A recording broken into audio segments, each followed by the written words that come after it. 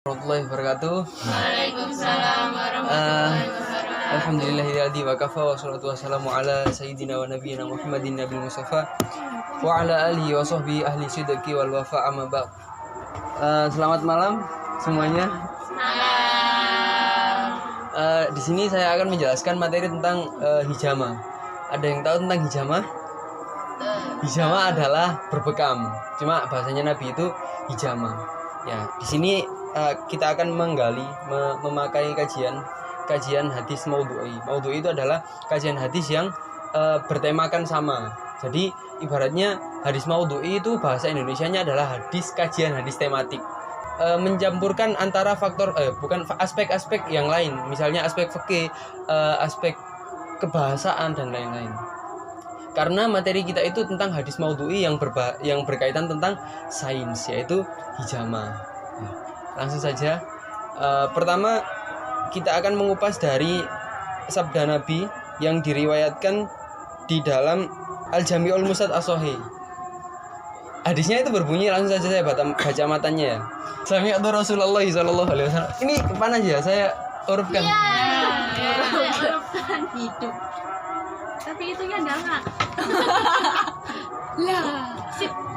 Bismillahirrahmanirrahim. Sami'tu Rasulullah sallallahu alaihi wasallam yaqulu inna fihi syifaan. Jadi ceritanya itu dulu itu ada yang namanya sahabat namanya Muqonna.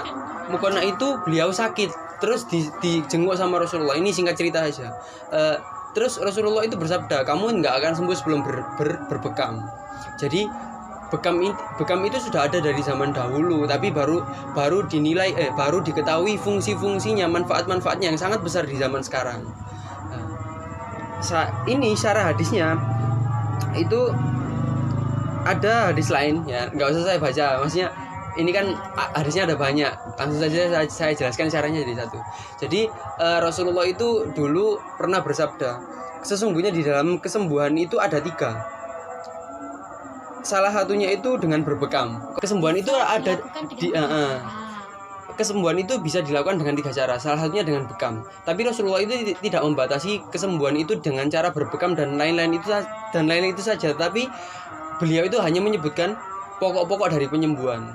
Kan hadis itu bisa dipahami dengan metode tekstual dan kontekstual. Maksudnya apa? Kalau misalnya kita memahami dengan metode tekstual itu kita memahami dengan cara ya sudah teks itu saja, teks hadisnya itu bagaimana ya sudah itu yang dipahami, yang dapat ditarik kesimpulan. Tapi kalau kita itu memahami hadis dengan cara kontekstual, itu memahami dengan cara isinya maksudnya apa.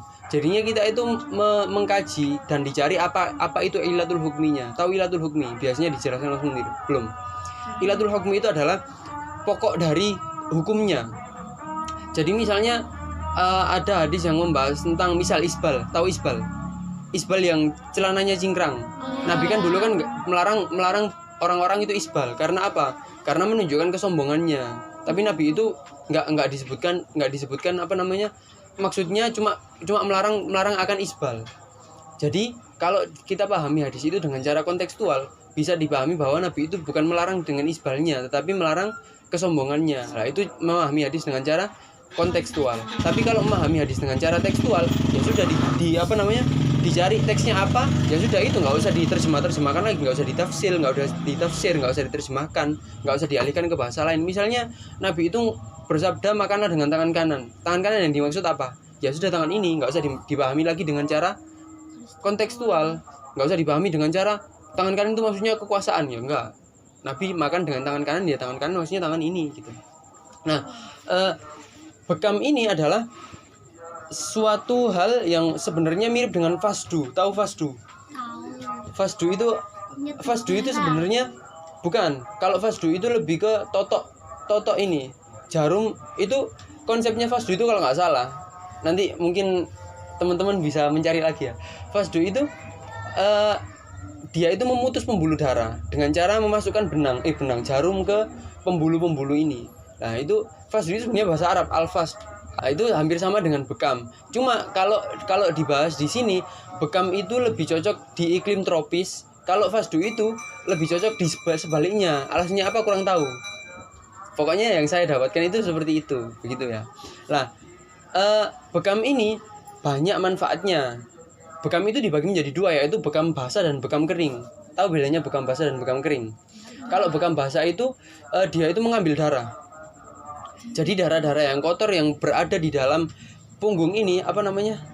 Tulang punggung ini kan ada darah-darah kotor yang di sini ya. Nah, itu dibolongi, dilubangi, ditusuk, langsung diambil darahnya, disedot darahnya. Itu namanya bekam basah.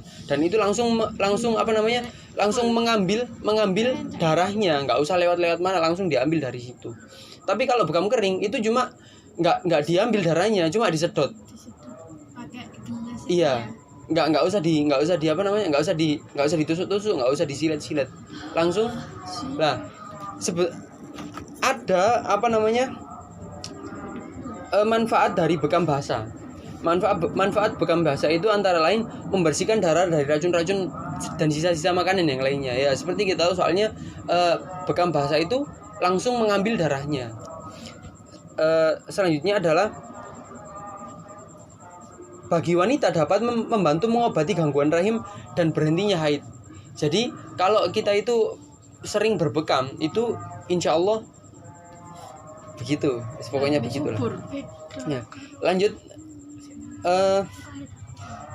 dari manfaat bekam kering itu antara lain dapat mengatasi masuk angin.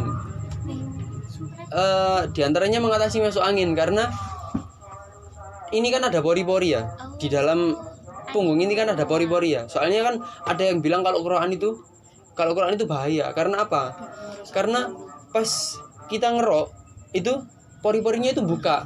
Nah terus kalau buka itu kan biasanya kan kalau orang Quran kan kemasukan minyak, kemasukan daki, kemasukan apa ya kan. Nah itu kan bisa masuk itu ya, itu yang buat bahaya. Lah dari keluarnya pembuluh itu tadi, dari pembukanya pembuluh tadi terus disedot, nah itu bisa mengurangi, bisa meredakan gejala masuk angin. Ya, terus selanjutnya adalah bisa membuat fresh. Yes, pokoknya fresh lah. Lebih fresh, lebih plong gitu. Mungkin cukup sekian dari penjelasan bekam pada malam hari ini. Mungkin ada pertanyaan bisa ditanyakan. Bekam terus habis itu kan ada donor darah sih. Oh iya, donor darah. Sama apa? Ya apa? Ya, apa donor darah itu darah kotor yang diambil. Kalau bekam tadi kan juga darah kotor sih. Itu sama cara pengobatannya sama. Oke. Ada lagi? Sama ingin tanya, kalau seumpama bekam pas puasa itu kira-kira bisa batalin puasa nggak ya? Oh iya. Soalnya kan kita kayak ngeluarin cairan apa darah kan secara sengaja pada saat waktu puasa itu tadi. Udah. Ada lagi? Tidak. Saya jawab pertanyaan pertama. Saya itu pernah membaca artikel yang saya baca itu mencakup pertanyaan dua ini. Karena artikel yang saya baca itu dulu mengenai tentang apakah kalau kita donor darah itu dapat membatalkan puasa. Lah ternyata di artikel itu dijawab dengan kiasan dari bekam. Berarti jawabannya donor darah itu konsepnya sama dengan berbekam. Kalau misalnya kita belum bahas tentang puasa dulu ya. Kalau donor darah itu konsepnya kan ini ditanyakan apa? Konsepnya? Ya, Konsepnya sama enggak?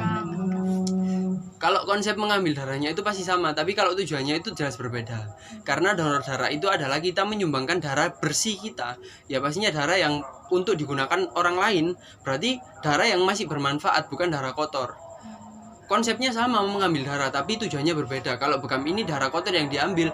Kalau donor darah ini adalah darah yang masih berfungsi, itu darah segar itu diambil dan disumbangkan kepada orang lain. Terus dari pertanyaan yang kedua adalah apakah bekam ini dapat membatalkan puasa? Dari artikel yang saya baca itu mengkiaskan hukum donor darah kepada bekam. Nah, itu dasarnya diambil dari kitab Al-Fiqhul Islam wa Adilatuhu karya Dr. Wahbah Az-Zuhaili. Dr. Wahbah Az-Zuhaili. Itu di dalam juz 3. Nah, itu menjelaskan tentang kalau puasa itu tidak batal karena kita itu melukai diri kita dengan sengaja ataupun dengan keridoan diri kita. baik melukai diri sendiri atau dilukai dengan orang lain, dari orang lain. Kalau disengaja. Bukan, maksudnya begini. Kalau kita itu melukai diri kita sendiri atau dilukai dengan orang lain, itu dari dasar keridhaan kita. Maksudnya, wis iki lho, luka ono.